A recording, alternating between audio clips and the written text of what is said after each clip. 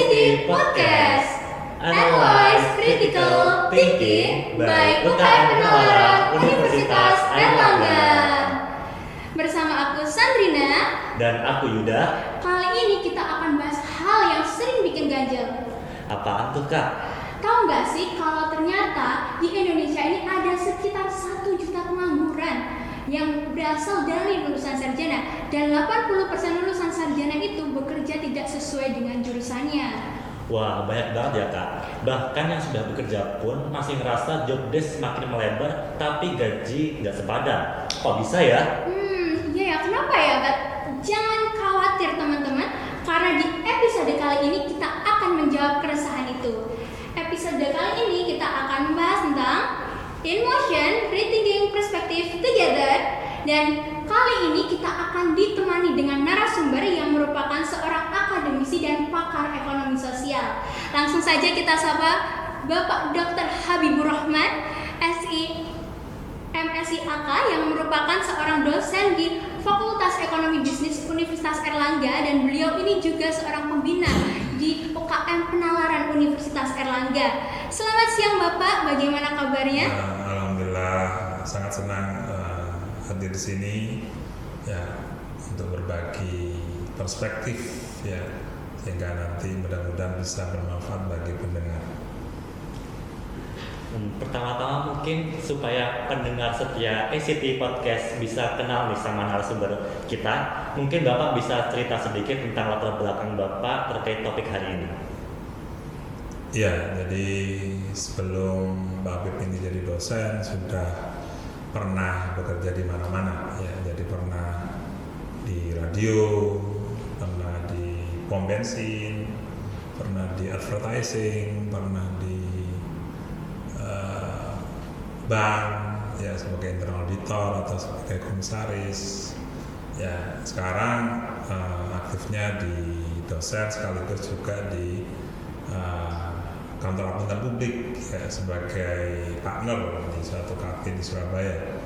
Ya, sekaligus juga di fakultas diamanai sebagai ketua divisi penelitian ya, di banyak penelitian khususnya yang terkait dengan perusahaan yang sedang dilakukan saat ini.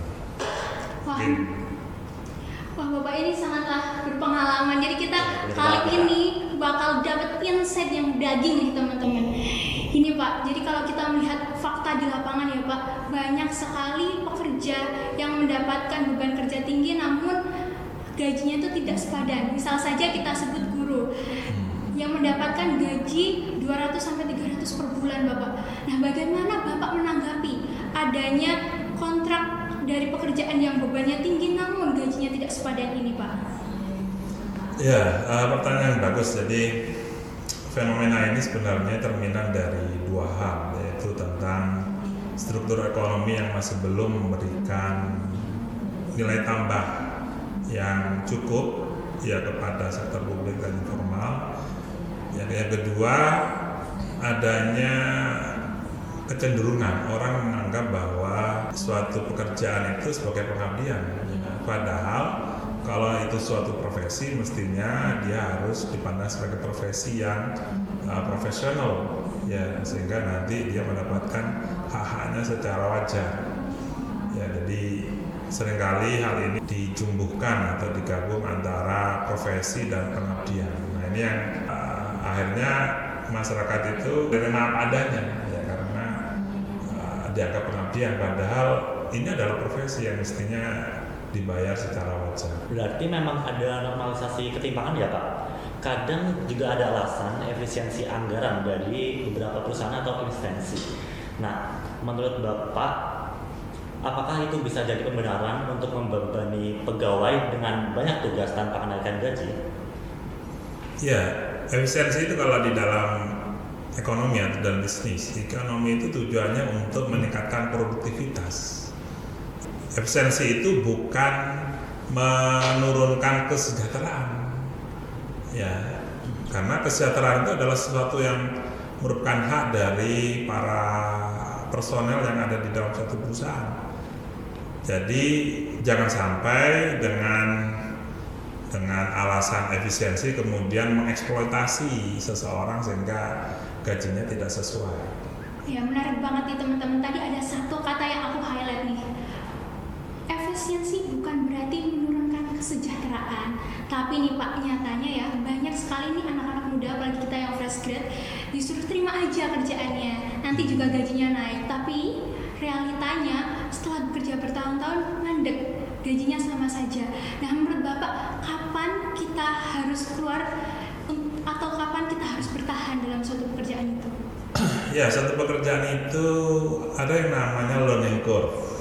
Ya, jadi ketika kita belajar pun juga ada learning curve. Jadi pada awalnya dia itu landai, artinya kita itu memahami sedikit, tapi dengan berjalannya waktu dan kemauan kita untuk mendalami, maka kita akan semakin menuju puncaknya. Nah, di menuju puncaknya itu artinya kita benar-benar paham tentang profesi atau pekerjaan itu. Nah, ketika profesi atau pekerjaan itu sudah tidak ada perkembangan lagi, maka dia akan sifatnya seperti learning curve itu, seperti lonceng berbalik itu, ya dia akan menurun. Nah, semestinya kalau kita itu ingin punya profesi yang baik, makanya ketika sudah pada learning curve yang tertinggi mendekati turun, itu harus segera berpikir ulang, kira-kira kita akan terus di sini ya, yang akan stagnan atau kemudian berpindah ya ke tempat lain. Nah, itu saatnya harus dilakukan. Jadi kalau pengalaman Mbak Habib mencoba dari berbagai macam perusahaan itu salah satunya itu tadi, salah satu bentuk selain portofolio adalah salah sebagai bentuk learning curve ya, ketika Pak Habib merasa itu sudah ngerti dan sudah nggak ada tantangan lagi, maka kemudian pindah aja menjadi pekerjaan yang lebih menantang. Tentunya pekerjaan yang menantang akan lebih menjanjikan gaji atau penghasilan yang lebih besar. Mestinya seperti itu. Baik Pak, menarik sekali ya. Oke, sekarang kita masuk ke fenomena yang paling sering dialami mahasiswa dan alumni, kerja nggak sesuai jurusan. Nah, ini kalau dari yang saya baca ya Pak, ada studi yang membahas terkait sekitar 68,4% tenaga kerja di Indonesia itu mengalami ini bahasa gaulnya ya teman-teman, field of study mismatch. Nah, itu berarti mereka memiliki latar pendidikan yang berbeda dibanding pekerjaan yang ditekuni. Nah, kan saat ini tuh banyak fresh graduate yang bekerja di bidang yang kurang atau tidak sesuai dengan jurusannya saat berkuliah. Nah, menurut Bapak, bagaimana mahasiswa atau fresh graduate bisa mempersiapkan diri menghadapi dunia kerja yang tidak ideal, dan apakah kerja di luar jurusan merupakan tanda fleksibilitas positif atau ketidaksiapan sistem pendidikan di Indonesia, Pak? Ya, jadi keduanya bisa benar ya, bahwa di satu sisi fleksibilitas positif itu menunjukkan kemampuan analitis, komunikasi dan adaptasi yang lebih penting daripada sekedar titel jurusan.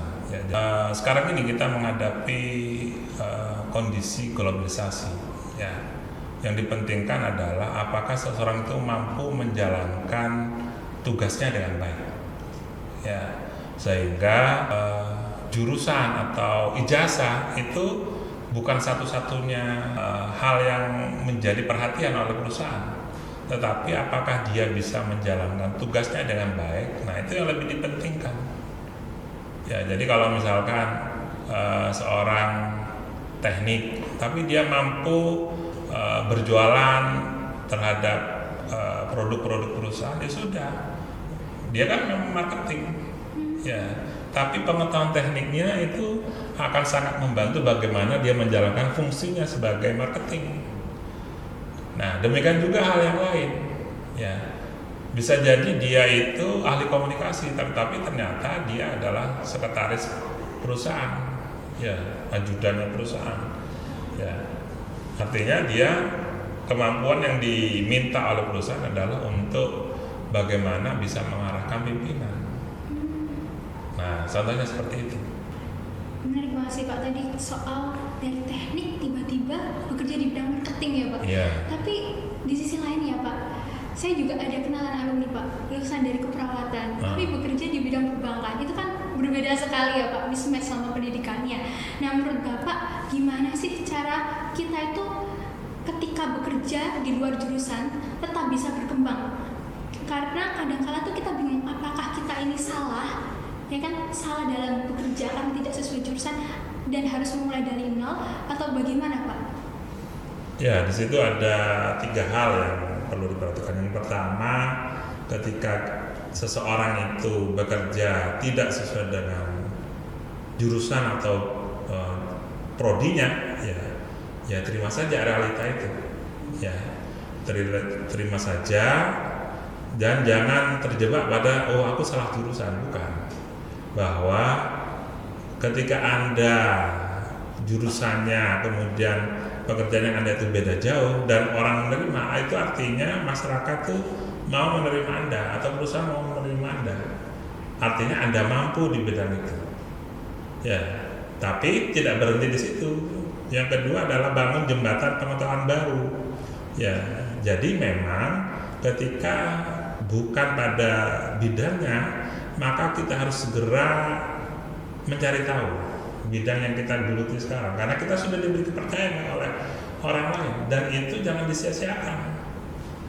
Ya, kemudian yang ketiga adalah integrasikan nilai diri, ya. Jadi ketika kita sudah masuk di bidang itu, ya walaupun kita mungkin jurusannya jauh dengan bidang kita sekarang, maka kita harus dedikasikan diri kita terhadap bidang yang kita tekuni sekarang. Dengan cara apa? Ya terus belajar, terus mencari tahu, terus berdiskusi dengan orang-orang yang lebih senior di bidang itu, sehingga kita itu akan menjadi bagian dari bidang yang sedang kita kerjakan sekarang. Jadi kita nggak akan bisa terus untuk berkembang di bidang yang sedang kita kerjakan saat ini. Ya walaupun misalkan dari sisi jurusan itu beda jauh. Baik Pak, berarti ini teman-teman ya yang kita notes dari apa yang Pak Habib sampaikan, harus ilmu, terus upgrade diri kalian. Apapun pekerjaannya sesuai dengan jurusan atau tidak, harus terus update ilmu nih teman-teman. Benar banget yang dibilang Kak Santina. Berarti ini bukan tentang mulai dari nol, tapi tentang menyusun ulang peta kompetensi ya Pak? Ya, betul. Jadi di sini pentingnya kita itu punya istilahnya itu connection equity. Ya, bahwa kita harus punya koneksi dengan berbagai pihak, sehingga kita bisa dengan cepat mengetahui hal-hal apa yang penting untuk kita ketahui agar yang kita kerjakan sekarang itu menjadi benar dan menjadi lebih baik ke depan. Nah, itu pentingnya koneksi itu, sehingga kalau sekarang Anda aktif di organisasi, nah organisasi itu adalah salah satu equity connection di awal, ya. Karena nanti ketika Anda keluar dari kampus, Anda mungkin kebingungan, tapi ketika Anda punya banyak teman, ya Anda bisa banyak bertanya, ya. Jadi itu yang penting, itu yang harus dilakukan. Oke nih Pak, pertanyaan terakhir, bagaimana sih Pak hal yang harus kita lakukan, misalnya nasihat atau trik ketika kita mendapatkan pekerjaan yang tidak sesuai job desk dengan gaji yang tidak sepadan, atau kita bekerja tidak sesuai dengan jurusan nih Pak. Nah mungkin tips yang lebih ke bagaimana kita tetap berkembang dan bertahan di situasi seperti ini. Ya, jadi pesan saya, jadi jangan terburu-buru bahwa kita itu merasa gagal karena tidak sesuai jurusan. Tapi tadi yang terpenting adalah bagaimana kita memenuhi ekspektasi orang-orang yang sudah percaya pada kita, ya. Nah, dan kita terus berkembang. Kalau memungkinkan, kita membuat inovasi. Karena seringkali inovasi itu terjadi karena kita punya perspektif yang berbeda dari orang yang umumnya, ya. Jadi kalau ingat dulu Ayn Rand bersaudara itu ingin menerbangkan pesawat itu dari logam berat. Kalau orang menurut ahli fisika ketika itu, ya, loh gimana barang berat itu bisa diterbangkan? Tidak mungkin. Ya, tapi Ayn Rand itu mencoba, dia bahwa ada, karena daya dorong, bukan karena barangnya yang berat. Dan kemudian dia bisa buktikan. Memang awalnya sih ketika menerbangkan pesawat dia terjatuh, dia tidak bisa terbang tinggi. Tapi sekarang kita bisa melihat hasilnya. Sekian puluh tahun ketika N1 Red, sekarang kita sudah menikmati hasilnya. Nah, seperti itu yang perlu dikembangkan. Inovasi itu seringkali juga membutuhkan perspektif lain. Kita juga membutuhkan orang-orang lain yang bukan di bidang itu. Ya, mungkin ada sesuatu yang khas sehingga nanti apa yang kita kerjakan, proses yang kita kerjakan atau metode yang sedang kita kerjakan itu bisa lebih baik. Ya, sebagaimana kalau dulu ketika Braille, ya, Braille itu ditemukan oleh bukan orang buta, bukan, tapi orang yang dia merasa punya empati ya kepada orang buta. Gimana sih caranya ngajari dia? Ya, nah kemudian dia coba buat inovasi seperti sekarang muncul huruf Braille, dan itu sangat bermanfaat bagi orang-orang yang buta, sehingga dia tetap bisa menimba ilmu ya dengan keterbatasan yang ada. Nah, seperti itu yang mestinya perlu kita dorong ya, inovasi-inovasi seperti itu. Ya, dan itu tidak terkungkung dengan backgroundnya apa. Ya, sebagaimana kalau dulu Thomas Alva Edison. Thomas Alva Edison. Nah, itu kan ketika kecilnya dianggap bodoh. Iya betul, Pak. Ya. Dianggap tidak bisa ya. Dan memang hasilnya tuh menurut kepala sekolah ini bodoh, nggak bisa sekolah di sekolah normal. Tapi ada satu hal yang penting, ibunya itu membuat dia itu jadi besar. Ya, dia menyatakan bahwa kamu tuh pinter, karena pinter nggak cocok di sekolah itu. Dan kemudian dia menjadi pemikir besar, penemu besar. Ya, yang sekolah nggak bisa nemukan itu. Ya, nah itu tuh yang perlu dikembangkan. Berarti kita harus terus berinovasi ya Pak. Dan salah satu untuk membuat inovasi itu mulai dengan empati. Ya. Kemudian kita harus berpikir besar teman-teman dan terus upgrade diri. Terima kasih banyak Pak Habib atas insight-nya yang sangat bermanfaat bagi kami ya Pak. Kemudian juga semoga pendengar ACT Podcast bisa mengambil banyak pelajaran dari episode kali ini. Wah, nggak terasa ya, kita sudah ada di penghujung acara nih Sobat Pena. Rasanya nggak rela nih mau pisah aja. Tapi teman-teman yang masih kepo soal topik yang kita bahas hari ini bisa langsung cek di buletin penalaran yang ke-18. Betul banget nih Yuda, karena di buletin penalaran yang ke-18 ini kita mengangkat topik yang menarik, yaitu suara mahasiswa. Ada apa dengan Indonesia? Saksikan terus ACT Podcast. Bukan penalaran yang lainnya. Kalau ada pertanyaan atau cerita kalian sendiri, langsung ketik dan share di kolom komentar ya. See you!